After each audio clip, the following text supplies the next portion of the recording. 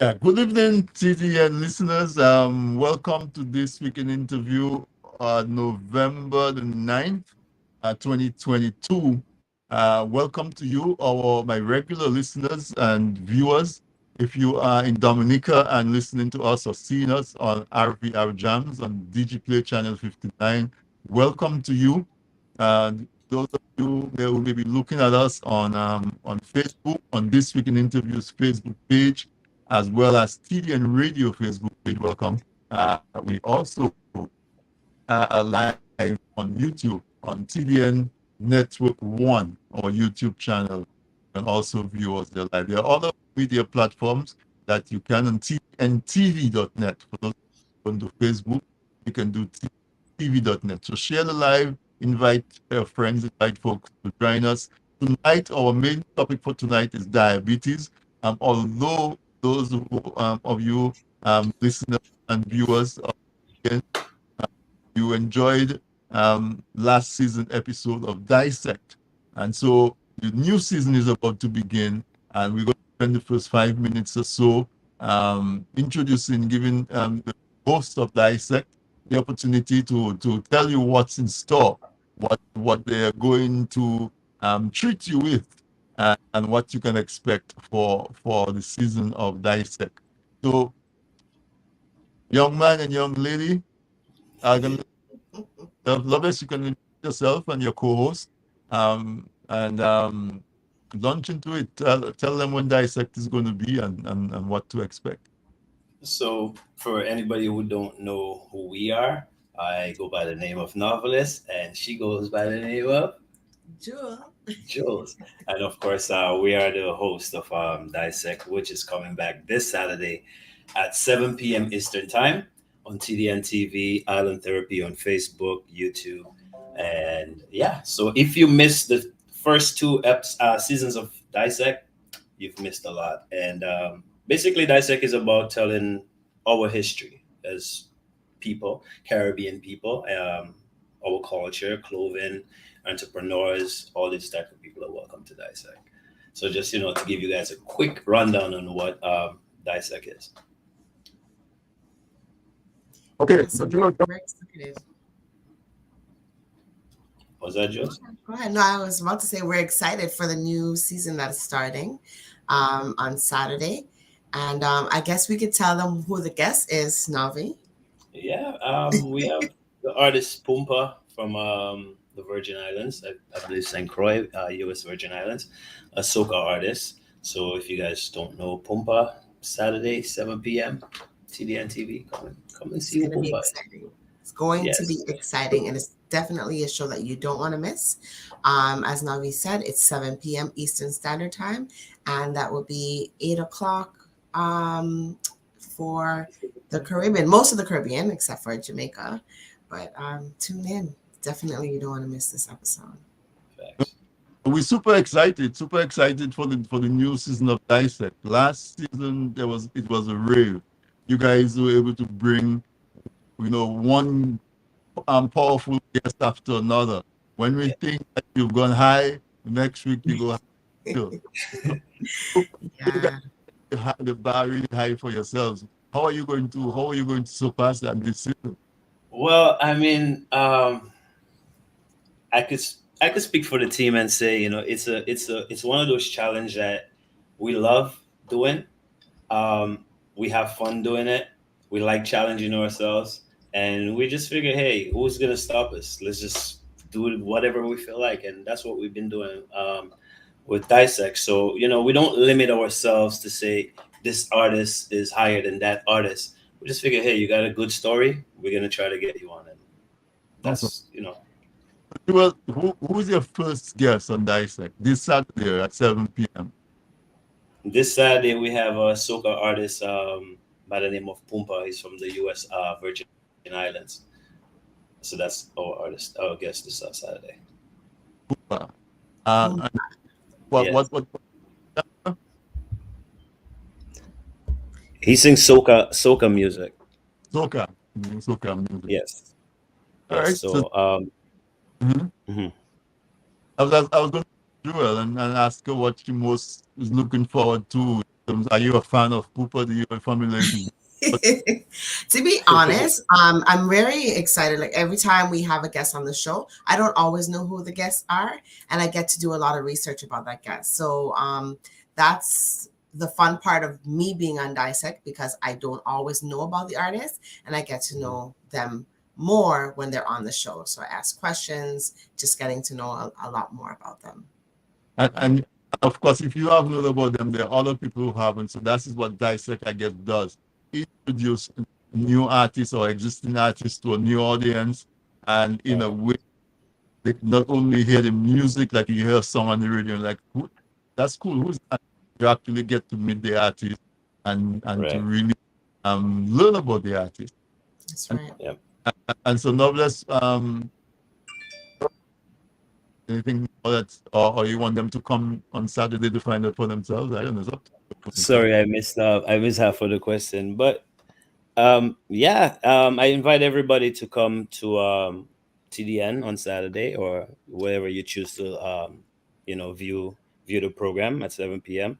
And just learn about the artist or the guest, right? Because it's not always an artist. Like I said earlier, we do entrepreneurs, comedians, just art on a whole, right? So it's always good to know the person behind the music or the person behind the product that you buy, right? You want to know their history, know more about them. Sometimes you become more supportive when you know more about the person. So in a nutshell, that's what Dissect is. We're giving everybody their flowers, babies to old grannies and grandpas and all that. Okay, so both of you guys just make some quick closing remarks and say thank you so much for stopping by to let us know what's coming up. Go ahead, Jules. So, first and foremost, we want to say thank you, Anthony, for having us on your show this evening to promote Dissect and the new episodes that we have coming forward for this season. So, don't miss it. It's 7 p.m. every Saturday, Eastern Standard Time. Awesome. You are Novelist. I just want to thank the entire team, and they're all watching right now. I could run through you guys' names, but everybody, they'll probably be here next week anyway. So I just want to thank everybody for their hard work and the people who was actually looking forward to Dissect coming back and counting down the hours and the days. Thank you guys so much, and we'll see you guys on Saturday, and we'll have a great show for you guys. That's awesome. And I wish you all the best. I wish you a season that's even grander than last season, if Thank that's you. what I know it is, because I know both of you guys are hard driving, hard pushers, and Yes. are in for a treat. I invite you to do Dissect. It's tdntv.net. Hmm. Um, If you got Rico, learn about them. I think you guys would also be on the YouTube channel as well. yes, CDN. we're the Island. If you go on Island Therapy YouTube page, subscribe to the Island Therapy YouTube page. Again, tdntv.net, Roku. You have Facebook, which is Island Therapy again, or you could look for Dissecting or join the Dissect group on Facebook. It's just that simple. Awesome. Awesome. So thank you so much, guys. I will be locked in on Saturday, and you guys are going to come back next week, Wednesday, for a longer version where we can talk more about how you dissect Right. um, So all the business. So we'll come to dissect you next week. We'll have you sitting there and we'll take over. Well, I hope you don't get frightened when you see what's inside. Thanks for having us, All man. right. Take care. Thank you. Appreciate it. So, Anytime. Dissect is starting again. We had to give them some time. There's so much happening, we have to cram it in. And I want to thank you, my guests, Jules and Novelist, who are the host of Dissect. And wish you guys all the best on your first program on Saturday on tdntv.net. You can join the Island Therapy group on Facebook, and you can find them under the Island Therapy channel on YouTube. Now we have to switch gears because on November 14th, which is next week, is World Diabetes Day. And because diabetes is affecting so many of our loved ones, it's really burning through us like a wildfire and causing amputations, causing blindness, causing kidney failures, and all these other complications. We could not let World Diabetes Day go by on unmapped, unrecognized. And so Dr.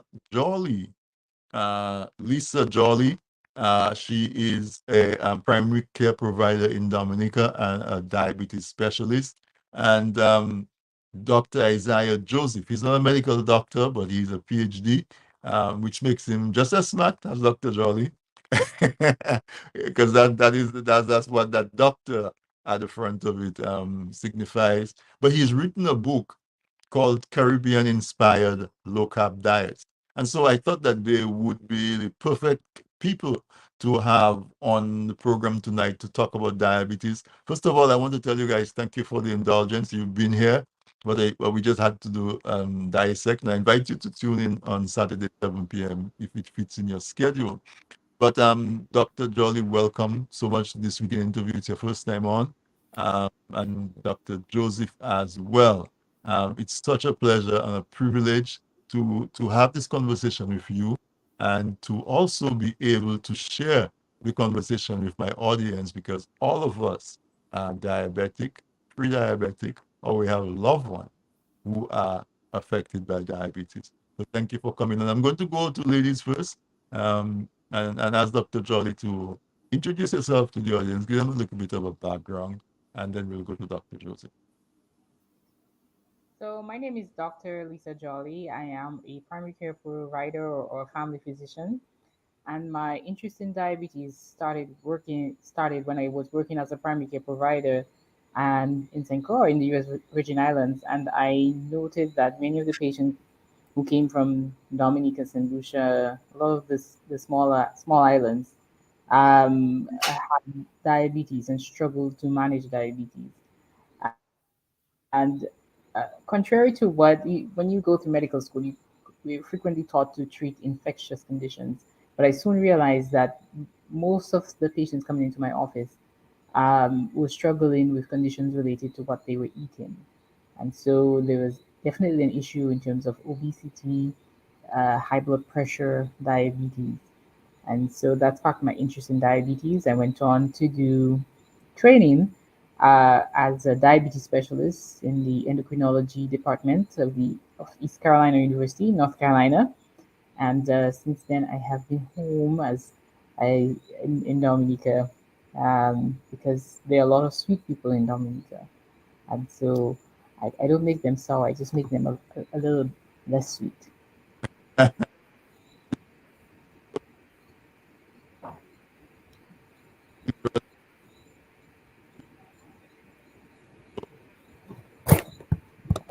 And I came back to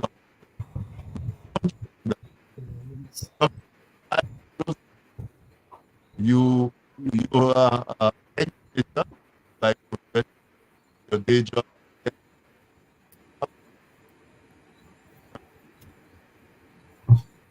Oh, we can hear you.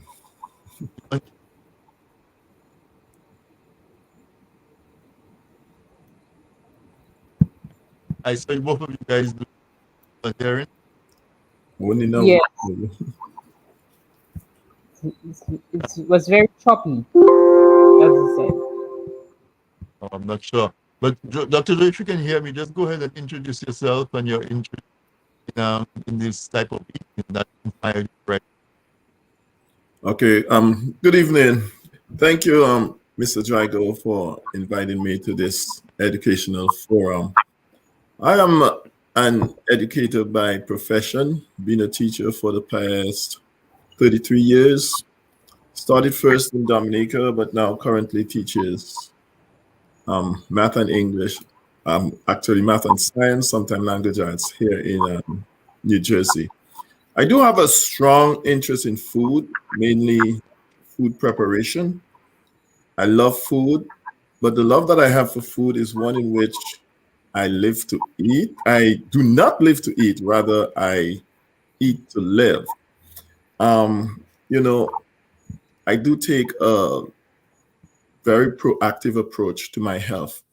That is one in which I don't wait for a doctor to diagnose me with a chronic illness or metabolic illness like diabetes before I take action. So lately, I decided to go on a low carb diet in which I simply lowered my carbohydrate intake. Because having come from Dominica, where we eat a lot of carbs in the form of, breads, all of these starchy vegetables, the ground provision, rice, pasta, and all of that, I came to the realization that I was having too much carbs. And I started having some of the symptoms of metabolic syndrome, things like extra fat around my abdomen and all of that kind of thing. So I decided to take control of that by lowering my carbohydrate intake. And I started, first just like sharing with friends, posting on my social media page and all of that. But later on, I found it would be much better if I could put it in the form of a book, which I did and published in 2020. So what I do is practically try to keep the same flavors, and in some cases the same type of food, but I just do a lot of substitutions, which I'll be sharing later on. Like, for example, I substitute almond flour for the regular wheat flour. I may substitute something like monk fruit sweetener instead of cane sugar, and that kind of thing. Okay, that's very interesting. Dr. John, are you guys hear me better now? Yes. Okay, awesome. So, Dr. Jolie, I want you to put on your doctor hat and sort of break down what exactly is diabetes. We all know how it's manifested outside, but really, what is diabetes in terms of inside, what's going on inside our bodies? Are you muted? So thank you for that. So diabetes is a complex metabolic disorder that the manifestation we know is the high blood sugars. However, the reason the blood sugars are high goes back to the organ that's responsible for managing the blood sugars, which is the pancreas, and the hormone that is responsible for managing the blood sugars is called insulin. And so anything that affects the pancreas, whether it is a cyst, whether it is a cancer, whether it is surgery, whether it is some autoimmune, meaning that it is the body attacking itself and destroying it, will result in diabetes or elevated blood sugars. Most of the diabetes we see in this world is type 2 diabetes. 90% of diabetes is type 2 diabetes. And that's related to obesity, excess caloric intake, inadequate physical activity, lifestyle issues, and like my co-guest said, when you notice the excess fat around the abdomen. It also means that there's excess fat around other organs, possibly around the heart, possibly in the liver. And what the pancreas has to do in that setting, it has to work harder. And although you may continue to grow physically as an adult, your major organs don't. And so what happens is that over time, uh, the pancreas cannot put out as much insulin, and so or cannot keep up with your nutrient intake, and so that results in higher blood sugars, diabetes, and it's a complex disorder in that it's not the sugars are not just responsible for it's not just high blood sugars. It's responsible for the most common cause of heart disease, is the most common cause of uh, blindness. The new people who are newly diagnosed as blind, most common reason for non-traumatic amputations in the world. And so it's a complex disorder, and you should not look at it in a simple way because it's so much related and so many associated disorders: high blood pressure, high cholesterol, osteoarthritis, related to obesity. It's also related to uh, women's health issues such as polycystic ovarian syndrome. And so that's what diabetes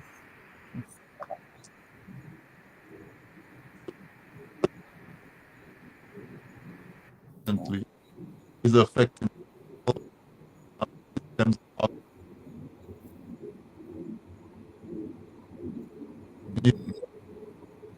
No, not hearing you. It's choppy. Oh, I was Choppy. I was asking, but all of those complications that they come about because of just having excess sugar in your body. So there's a lot of different things going on related to that causes diabetes. There's a genetic component as well. We know that if someone has a family history of diabetes, they're more likely to develop diabetes. But also, it's important to remember families are the ones that teach us how to eat and how to move as well. Mhm. So, growing up, you would have ate from the family pot, and so you would have learned that perhaps that's the way you should eat and that's the way you should cook. Also, in terms of movement, if your parents came home and they they went out for a walk, you probably went out for a walk with them. But if they sat down in front of the TV, then you would have learned that okay, in the evening times we sit down and we watch TV rather than being physically active. So there is a genetic component to it, but there's a huge environmental component as well. There's something called the 8 reasons, or we call it the octet, responsible for diabetes. It's related to insulin resistance in the muscles of the body, so the body is not able to utilize the sugar as it should. Inadequate insulin output by the pancreas. You also have the kidney getting involved as well and reabsorbing too much sugar. You also have a center in the brain as well that's also responsible for appetite and nutrition. So there's a lot of different factors that have to come together to cause diabetes. Right, and but key among that is it starts with what we put in our mouth, Yes, absolutely. uh, which takes me to Dr. Joseph. Um, Mhm. Caribbean inspired low carb diet. By the way, is it better now? Can you guys hear me better? Yes. Okay. I I had it in earlier. It was bad. I took it out. It went bad. So now I put back in my earpiece. So hopefully, um, it will solve that. But Caribbean inspired. I'm imagining you're talking about the taste and the flavor. Mhm. As primarily low carb. I mean, our Caribbean diet is laden with calories because we come from an enslaved history where the interest in our culture was to keep us. It's like a car. You put fuel in your car so the car can drive. They were interested in giving us heavy fuel so we could work. And so a big part of our diet traditionally is high calorie. Um, from your journey in that field, how do you keep that balance of high flavor and high calorie? And how do we navigate that space and make the necessary adjustments? Well, What I've done, or what I've been doing really, is I keep some of the same foods, some of the same cooking methods, some of the same spices and flavoring, but I incorporate a lot of substitutes. So and also I do alter the portion size. So let us start with something we do for breakfast, for example. In the Caribbean, we do a lot of breads, white bread in particular. So what a good substitute for that would be green bananas. Now somebody will ask, isn't green bananas carbs? Isn't green bananas carbs as well? Yes, it does have carbs, but it from what I'm learning, it is it's not a refined carb. Like, it's a more complex carb. It's not like the processed wheat flour that we use to make the bread. Also, in a slice of bread, you have so many other ingredients, most of which are processed. For example, you have shortening, vegetable shortening, which is a highly processed ingredient. You have added sugars and all of that. Whereas the ingredients in a green banana is just green banana. And also, I have a recipe in the book, the green banana and codfish, which is, if you look at it carefully, it's the portion size is very minimal. You could have just about 2 slices of your codfish and your watercress or lettuce or whatever you have, and that would contribute or constitute a lower carbohydrate intake as opposed to white bread. Also, there is the option where you could make your almond flour bread, and I do also have a recipe in the book where instead of using wheat flour, I use the almond flour.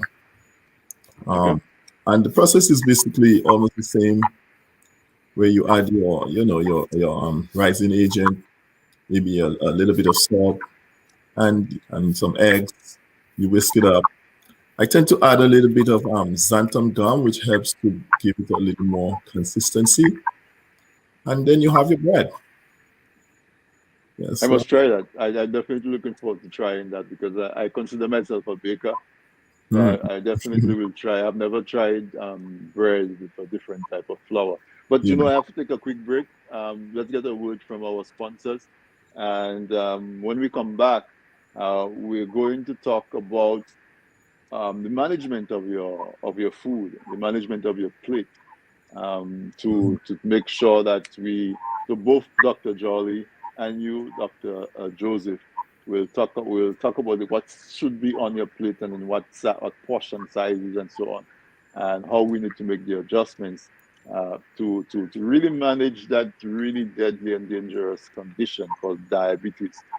Folks, stay tuned. We're going to take a quick break. My guest tonight on this weekend interview is Dr. Isaiah Joseph. He wrote a book called Caribbean-Inspired Low-Carb Diets, and Dr. Lisa Jolly, who is a diabetes specialist, and she works in Dominica as a primary care provider. So stay tuned. We'll be right back to get a word from our sponsor. Presented by... People say I've got a great smile. Well, I have to say, this is all thanks to the professional team at Beacon Dental Group right here in Dorchester, Massachusetts. I've got world-class dental care. Beacon Dental Group has expert and caring staff dedicated to providing the most advanced and satisfactory treatment in all aspects of oral health. Their services are designed to meet your needs and give you a perfect smile, too.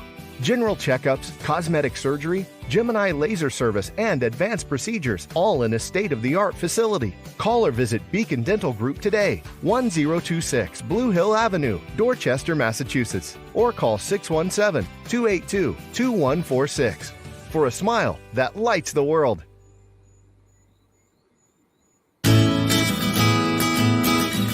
If you live in Canada, the US, and the UK and are looking for Dominica products including cocoa sticks, bay rum, coffee, soaps, crafts, and other popular Dominica items, then look no further.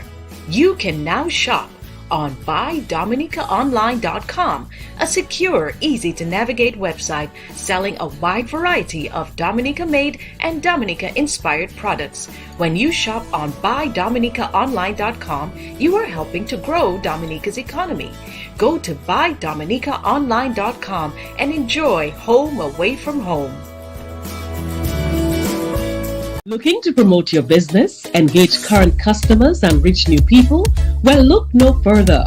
From the basic presentation to a fully fledged advertisement, use your video ads to attract customers. At Man's Audiovisual Productions, we do just that. We produce videos for business and event promotions, product demo videos, animated explainer videos, fundraiser ads, and much, much more. Engage your clients and sell online. We customize the video to match your brand design. Guaranteed to play flawless on all devices, including smart TVs. Contact us at telephone number 203-690-4342 or 767-245-6238. Visit our website, mansaudiovisual.com, or email us at derekvideo@gmail.com.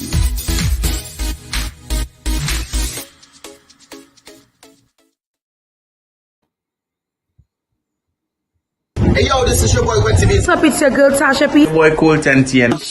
Boy Shelley, straight out of Signal. I'm Hamina George. First Abia Yisrael. This is Cornell Phillip. This is Samantha Moon.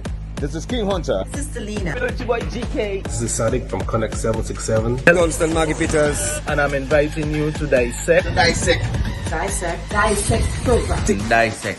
On Dissect. Where we're going to be dissecting the music. Dissecting Signal. I will be on Dissect. Dissecting the album controversy. At 7 p.m. Eastern Standard Time on Island Therapy. TDN TV and Island Therapy. Facebook and YouTube. Saturday night at 7 p.m. Check out Dissect on Island Therapy live. Come on, let's dissect the thing, man. Every Saturday at 7 p.m. on tdntv.net or Island Therapy Facebook or YouTube page. You do not want to miss this. Shop them. Dissect. See you there. Peace.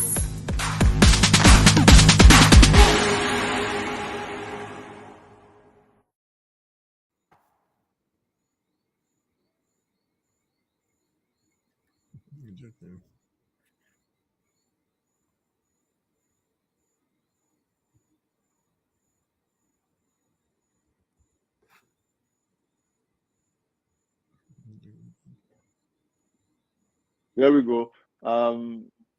This is better. Right.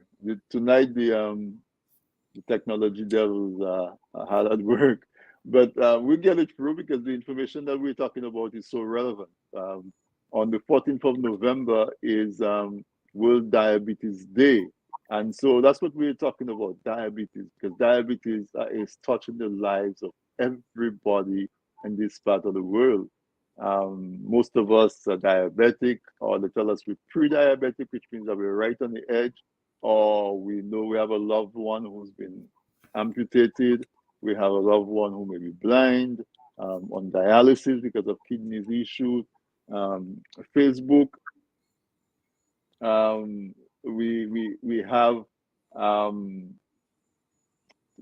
high blood pressure, hypertension. All of those things that you hear Dr. Jolly talk about is related to that disease that's always been with us. I remember I grew up in the country in Castle Bruce in the 70s and 80s, and certainly did myself. But you hear folks say that if you have this sugar, they would call it the sugar, or in Creole they call it pisadu, and they would say if you pee somewhere outside and then you see ants start to go follow your pee, you know that there is sugar in your pee, and therefore you have that issue. You used to test it by testing your urine. As a teenager, I had an accident and my pancreas was damaged. So for years, I had to be testing my urine with these little strips to make sure that my pancreas was functioning. And it was something serious. And Natasha Garraway says many Caribbean people are pre-diabetic by the age of 40. That is pretty young, and that is pretty frightening if you think that we have folks who are living to be over 100 years in the Caribbean, and diabetes is such a restrictive condition because all the things that we love and we think we cannot do without, when we get that diagnosis, we have to try to make that drastic step. Dr. Jolly, you mentioned that you think diabetes is mostly associated with lifestyle. Um, you talk about what we eat, our physical activity, and how we manage that. So I want to give you some time to talk to folks who may be newly diagnosed or existing with the condition. Even while you're doing that, you say you're a diabetic specialist. So deal with the fact that even though you go to your regular doctor, what are the additional benefits of checking in with a diabetic specialist in addition to that? So just talk about the whole scenario of how we can try to move our people over to a more healthy sphere. So one of the things is, well, the theme for World Diabetes Day is educate for tomorrow. So Right. I believe that it starts with education, and that education starts at school. It starts in the home. So in terms of what constitutes a healthy diet, many of the schools now do incorporate discussions about what constitutes a healthy diet in their curriculum. I think they do it as part of family life. Many of the schools even have gardens where they plant foods and where the kids can learn about those foods. These things should also be taken into the home as well, where parents do prepare nutritious foods for their kids. So that's where it starts. It's needed at the policy level to ensure that every Dominican or people across the Caribbean have access to healthy and nutritious food, and that's in all places, not just in Roseau, Dominica, but all across the country. They should have access to fresh fruits and vegetables. The education is very important. So if you don't mind putting up the slide of the plate, that one comes from, I believe, from New York. That's the healthy plate. The other picture, if you don't mind. So that's one of the pictures that uh, the other one is the plate. Yes. So that's one of the pictures that I frequently show in my office, and that's a healthy plate. I always say that there is nothing such as a diabetic diet, because really and truly a diabetic diet is a healthy diet, and it's the way that we should all eat. If you notice, half of this plate is filled with vegetables. Half. Most people in this world, they don't die from infectious causes. They die because of inadequate intake of fruits and vegetables, because they don't fill that half of the plate. And I encourage them to, put whatever vegetables that they enjoy, whether it be what you see here in terms of lettuce and tomato and carrots, cucumbers, or you could do steamed vegetables, whether it's things like broccoli, Christophine, or spinach, or string beans, whatever it is that you like, as long as half of the plate has vegetables. And one of the ways that I remind myself to do that is that I fill that half of the plate first, and then I go to the other side of the plate. I always think of what's going to be my vegetables for the day first, rather than what's going to be my meat and my starch. The other half of the plate is the starch, and typically for lunch that might be either rice or ground provisions. But those are the ones that you should limit. And as um, my co-guest mentioned. He mentioned the transition from the refined starches, which are like the white rice and the white bread, to the less refined starches, like the ground provisions, like the figs or plantain, or breadfruit. He mentioned switching from white flour to less processed flours. Uh, and here in Dominica, and I hope they are available overseas as well, we have things like breadfruit flour, Tanya flour, and dashing flours, all of which are gluten free, and they are made from these root crops, which are really good. And then you can have your protein, which could either be your meat or your fish. The goal is to reduce the consumption of processed and highly processed foods. So anything that is fast, meaning that you open up a bag and you eat it, or you open up a can and you eat it, these things are processed or highly processed. So a simple way that I encourage my patients to think about it is to eat the food closest to the way that God made it. Eat the food Right. closest to the way that God made it.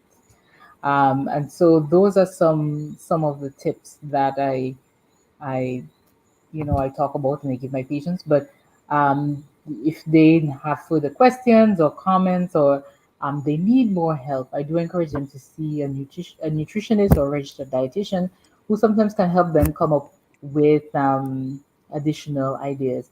Miss Dr. Joseph did say, he spoke about using fig, and some people have come up with some really good recipes for breakfast, doing things like fig and codfish, or using breadfruit in certain dishes rather than the Irish potato.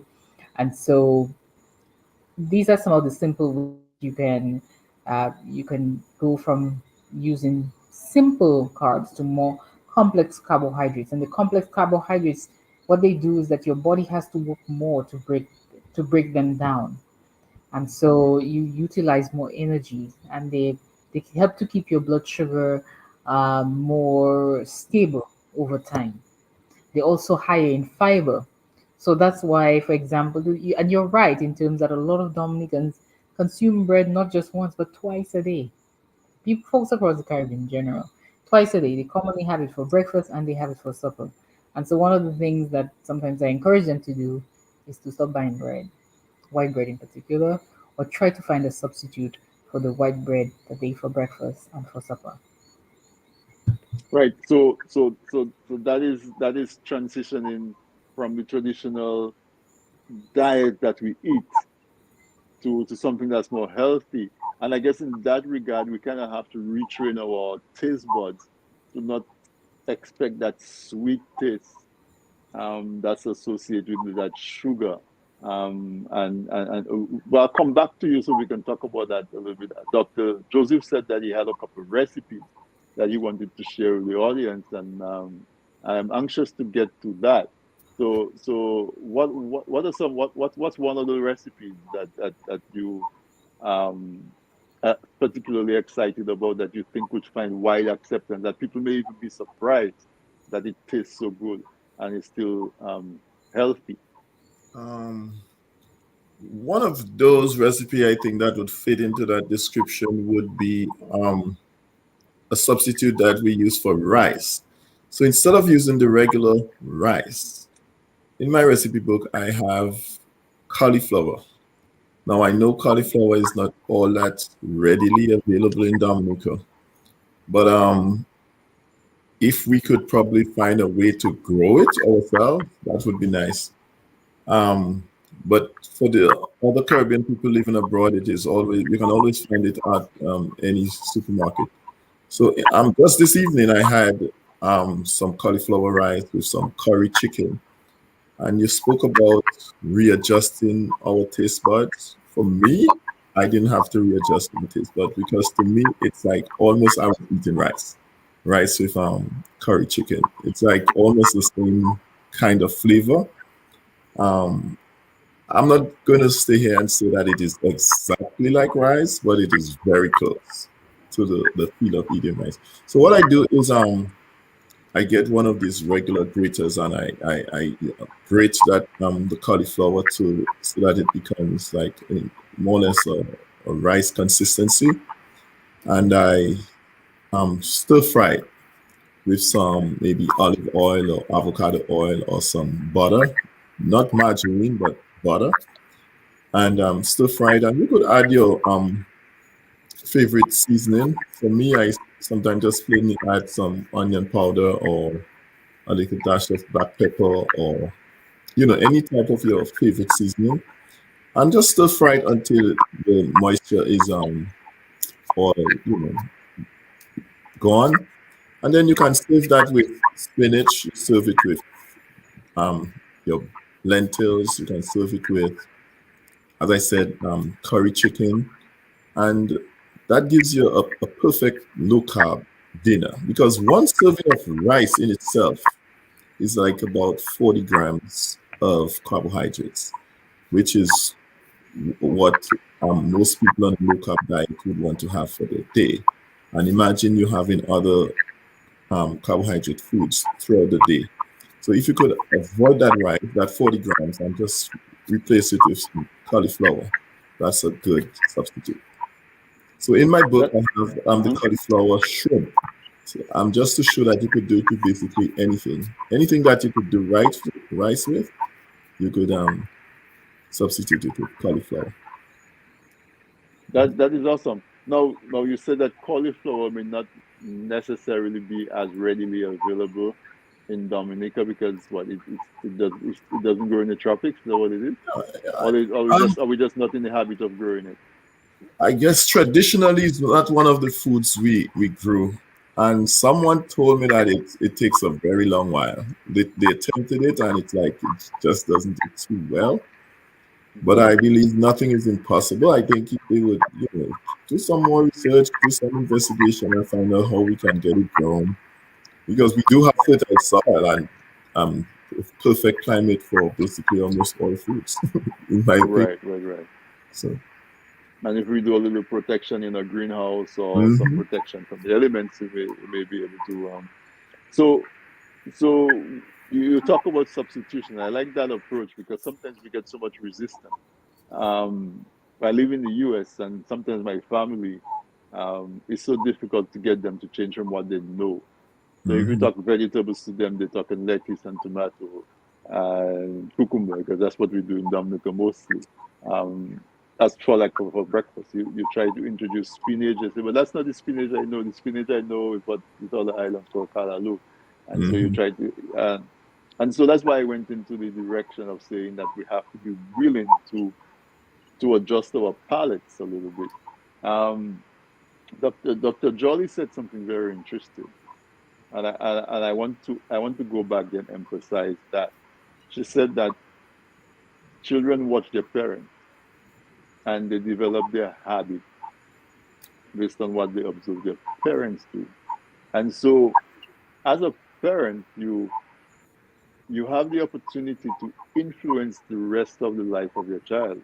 So if you introduce your child to vegetables and show that it's not like something that is punishing, but you genuinely find ways of making them enjoy it, that child is going to grow up with a different palate, a different taste than we had. And that can have a huge impact and maybe prevent them from being diabetic, but at least delay the time in which they become diabetic. Dr. Jolie, talk about the impact of exercise on the success in managing diabetes, for example. So, part of the lifestyle changes that happen, that should ideally happen with someone who has been diagnosed with diabetes. Part of it is diet. The other part is physical activity. Um, and that could be any shape or form that person generally prefers. The recommendation is 150 minutes per week, which works out to just over 2 hours, 2 hours and 2.5 hours. yeah, 2.5 hours per week. And that could be anything the person enjoys. You can do walking, you could do swimming, however it is that you would like to move your body. The other thing to note is that a lot of times people they exercise and they say, "Well, I'm not losing weight," and they get frustrated because they don't see the changes that they desire, either in terms of their weight or in terms of their body.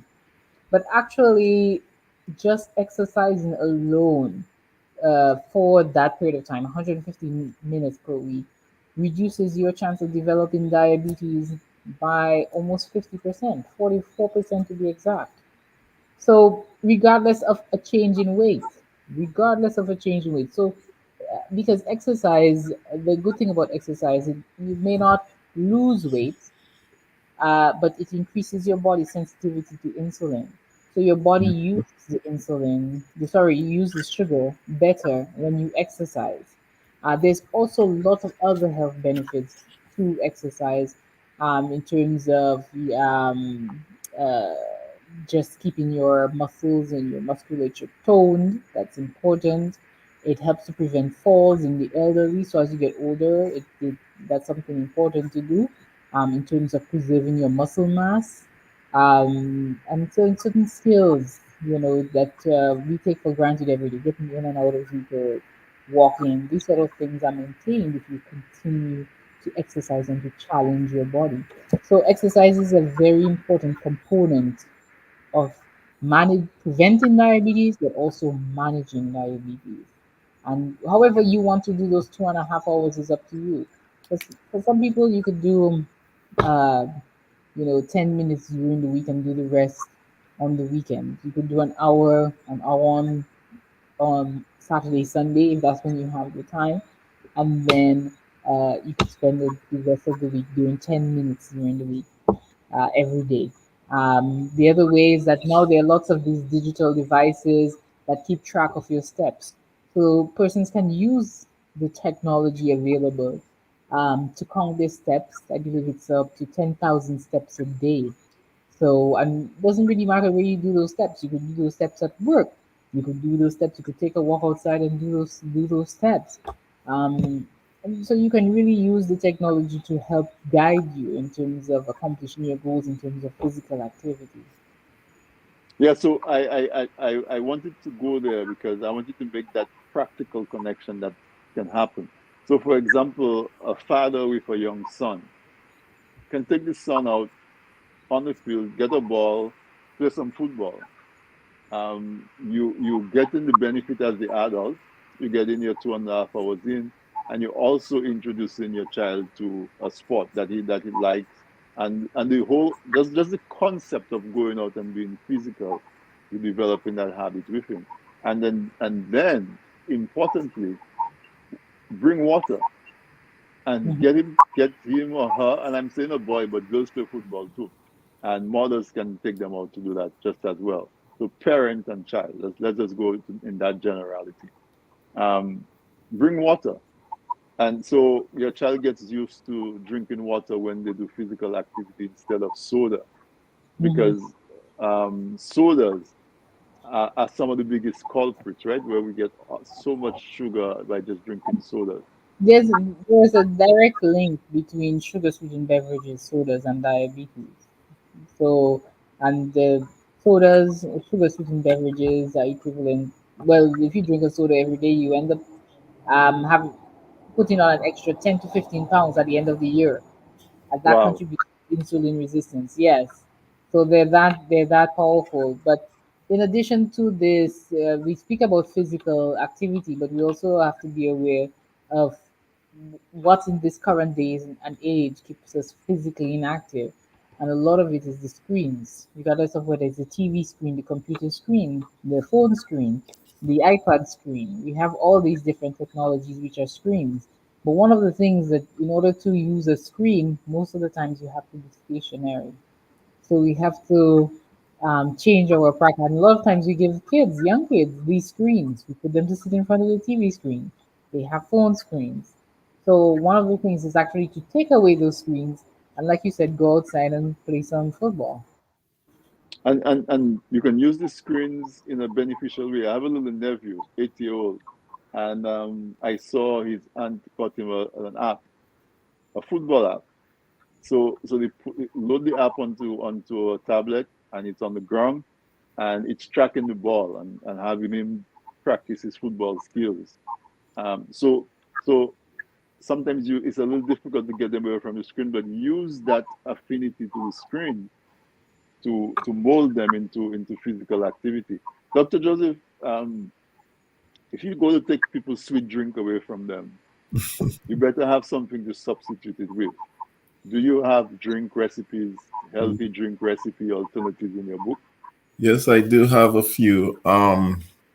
Two of my favorites are the soursop moringa shake and the avocado smoothie, which the procedure is the same just as if you would have to do a regular shake.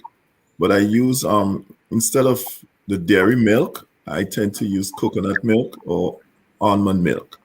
And for the sweetener, I use the monk fruit sweetener.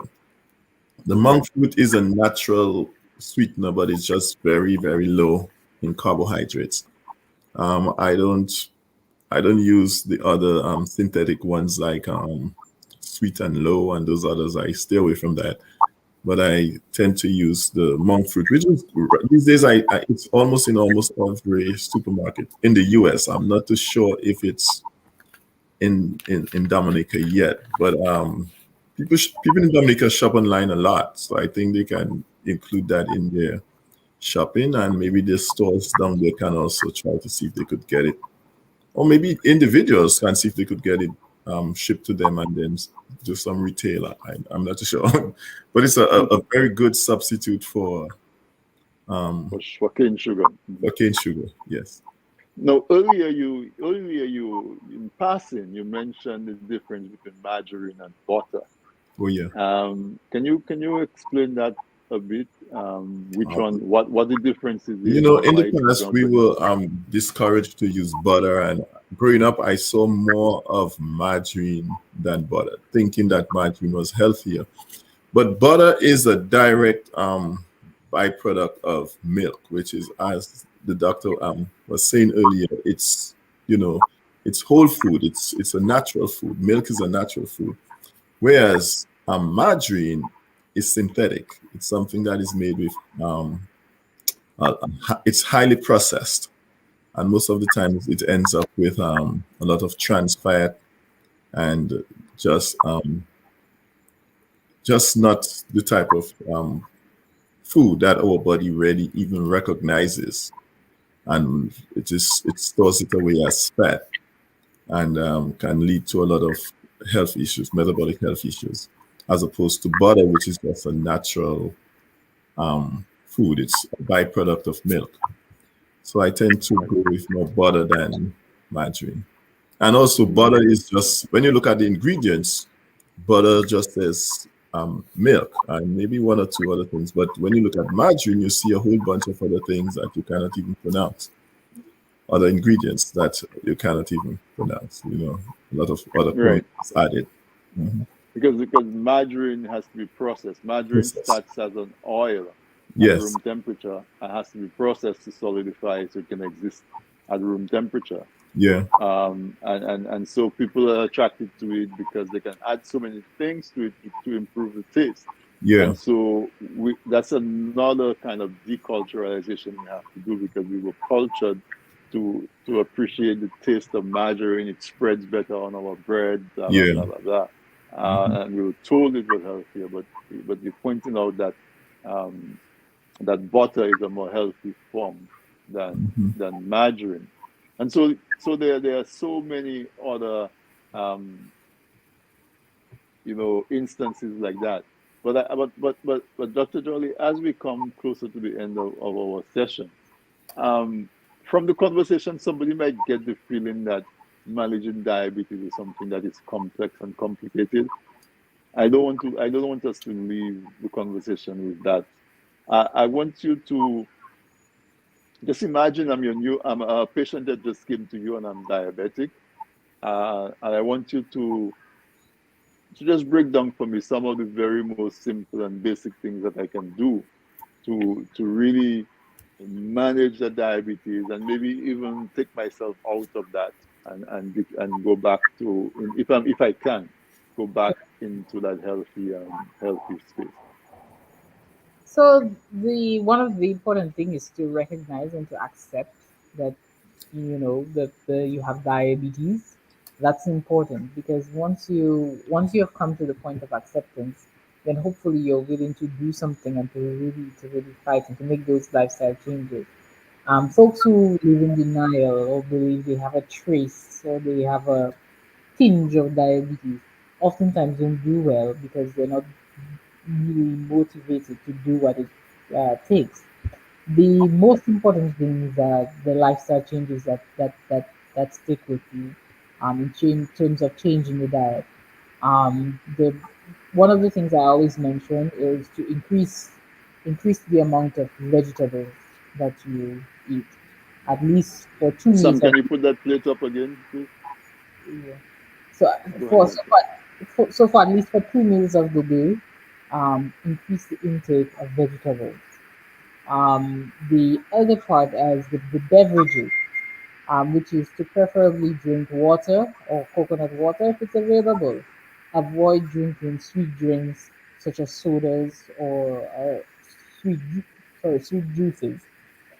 So that's the important thing. And then engage in any sort of physical activity that you enjoy. For however, if you could do 10 minutes or 15 minutes, then that's okay. Start there. If it's dancing, do that. If it's walking, do that. Whatever it is that you enjoy, you do that. And if medication is needed, then just stick to the medication regimen that has been advised by your doctor.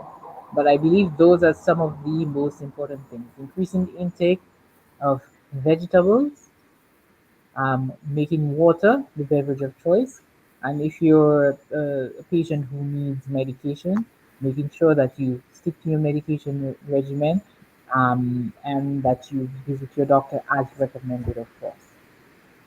Awesome. So very simple things. Eat more veggies. Control the portion of rice. Control the portion of yams and dashings and all of those starch that you take. Drink more water instead of soda. Drink water. It's also cheaper, and eventually you get to appreciate the taste of water even more than sodas. And go out and take a walk. Go to the beach. Take a swim. Get a rope. Skip. Get a ball, chase it around. Get a dog, take it out for a walk. Um, try to incorporate some of those lifestyles into your life, and you might have more life, and you have a better quality of life for sure. So those are very simple and doable steps, I think, Doc, that you outlined. You didn't go to no kind of sophisticated join a gym, get a gym membership, and all of those sophisticated things. Those things that you mentioned are things that we can do tomorrow.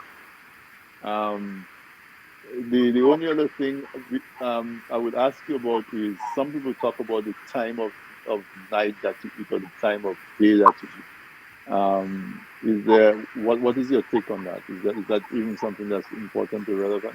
So for those folks, particularly folks who work in the daytime, try to make your meals early in the day, your particular heavy meals. So make sure you don't skip any meals and have a good breakfast and a good lunch.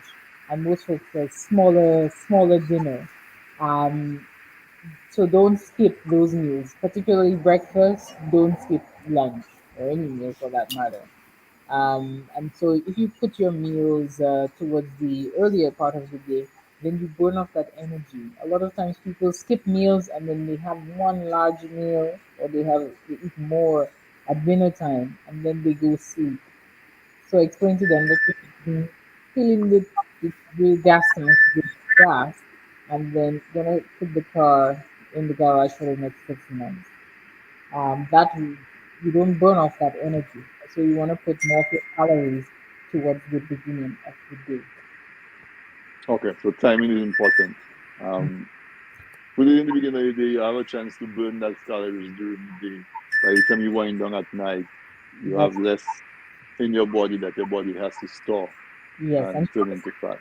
if you have Yeah, a smaller meal at supper time, most Dominicans will have like a cup of tea. Some folks might have soup or something like that. like that. Okay. Dr. Joseph, Sam, can you put up the book, Dr. Joseph's book? Um, do you have another recipe that you want to share with us? Um, well, this is not in the book, but as you are speaking of the juice, one of the a good substitute for juice would be just simply adding some sliced lemon with some water, and you drink that, and you get the feel as you're having a glass of juice. But another recipe that I use it. Oh, that's in the book. Is the avocado balls, which we use in Dominica, with the cassava and the avocado, the cassava farine. Now, cassava, as we know, is a highly starched food. So what I've done in the book is substitute. I've done it a number of times. For me, I've substituted again almond flour for the cassava farine, and I mixed it in with the avocado with some lime juice and some salt, and you make those the avocado balls, and you serve it with fish, or the same way as you would serve it with the regular cassava farine. And again, it tastes as if I'm having cassava.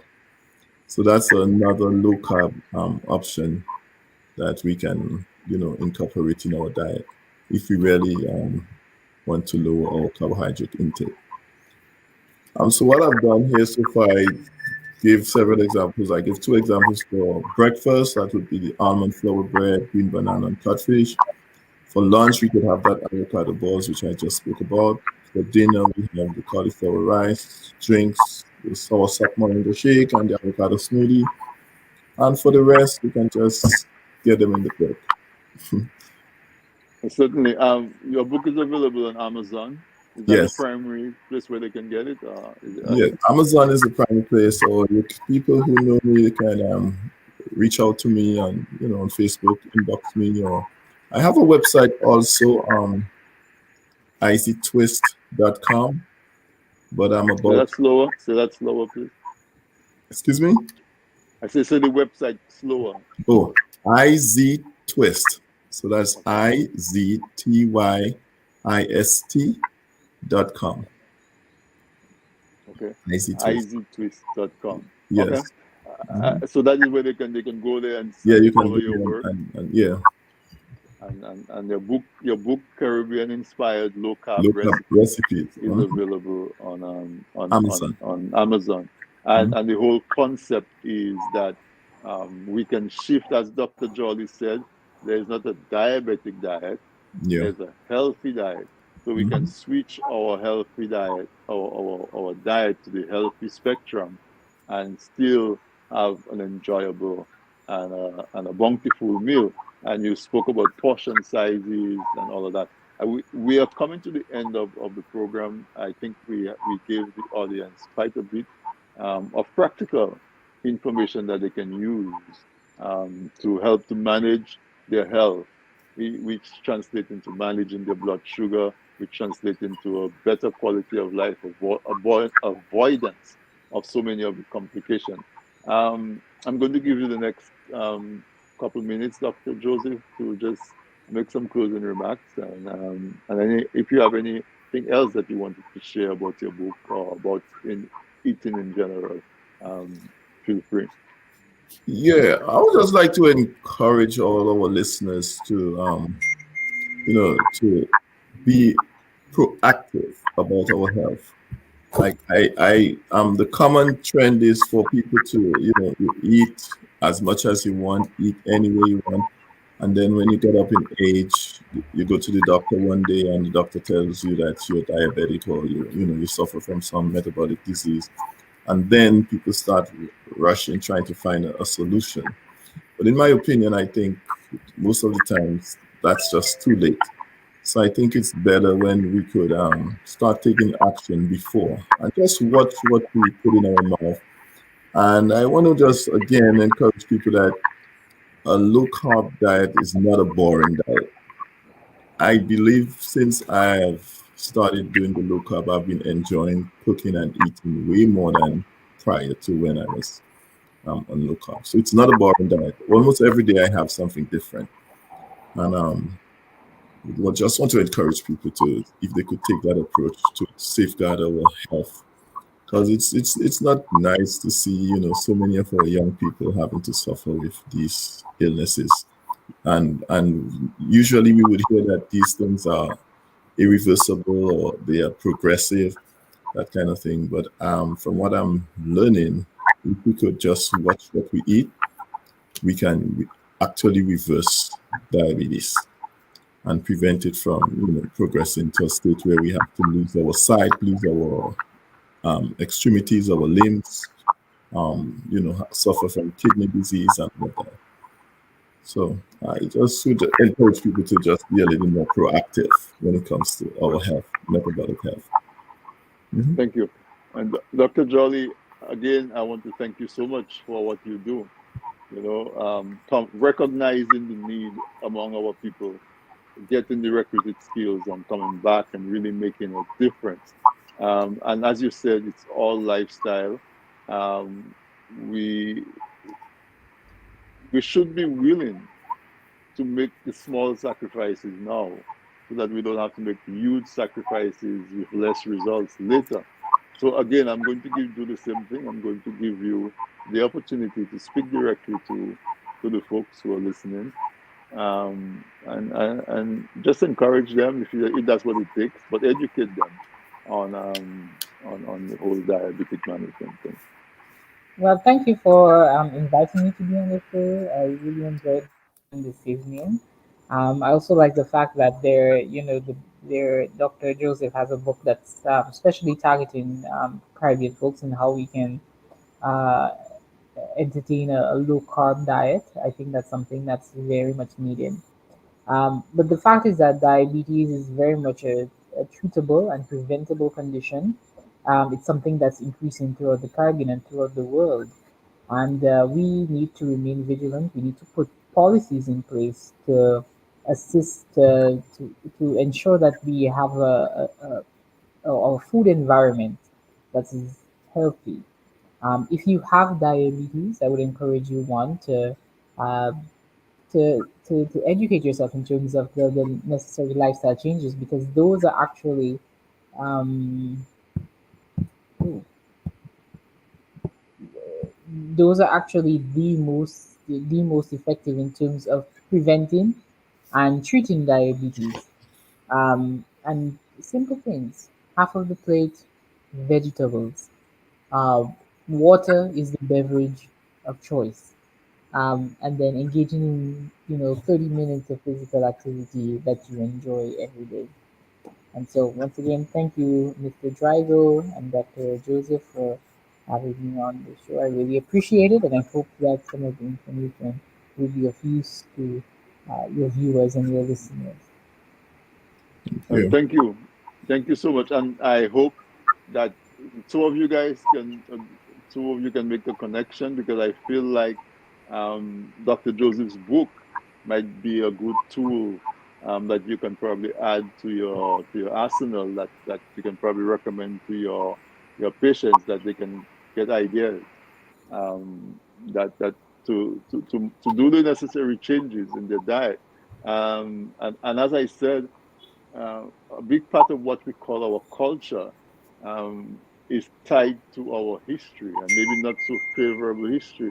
Like when our ancestors were enslaved and they had a little plot of land, and the only thing they could grow was some potatoes and yams and so on, and they worked really hard, and so they had to eat bigger portions and so on. And we carry that same sort of habit of having large portions. We have to recognize where some of these things come from, and decide if it's worth keeping as part of our identity, or if we can adjust it and modify it to fit the requirements of modern times. I grew up on the eastern Castle Bruce, a lot of hills. Everywhere you turn, you're running up a hill, you're running down a hill, you spend a lot of time in the sun, you go into the garden. And so the caloric demand of my body was very different from a young person in Castlebrooks right now. You jump on a vehicle, you go to God maybe once a week. Maybe you don't have time to do as much football or cricket because there's a lot more demand for homework and all of that. So parents need to adjust the diet of those kids to take that into account, and not go the traditional, well, bread for breakfast, bread for recess, a big lunch. You come back and you have afternoon. We used to have afternoon, where you have a bowl of cornmeal, and then you have dinner on top of that. And so we really need to question the things that we do and we have them as a habit, so we do them almost unconsciously. We need to step back and look at what we do on a daily basis and really question, why am I doing this? Why am I having a heavy dinner at 8 p.m.? Why am I having, as Dr. Jolly say, have your regular meals, think about what you're having when you're having it. Um, I totally think that we achieved the theme for World Diabetes Day, Educate for Tomorrow. I feel like our audience who listen to this conversation are a lot more educated about the type of recipes, types of food, and so on. And we're getting you for specialists, getting you for nutritionists. And so I want to say thank you so much, both of you, doctors, for coming on the program. I hope this will not be the last time because we really have to try to wrestle with these chronic diseases that's plaguing our people, wrestle them to the ground and get rid of them. So have a great night. Thank I you. wish both of you guys the best. Get Dr. Joseph's book. It's available on Amazon. It's Caribbean inspired low carb recipes. Pay Dr. Jolly a visit. Get your health under control. And listeners, I know I cut a lot into Redemption Road's time. I apologize for that. Don't come after me. But stay tuned for Redemption Road. I think it will be the fourth episode of Redemption Road coming right up. And Dr. Jolly and Dr. Joseph, thank you so much and good night. Thank you. Good night. Good night. Good Thank night. you.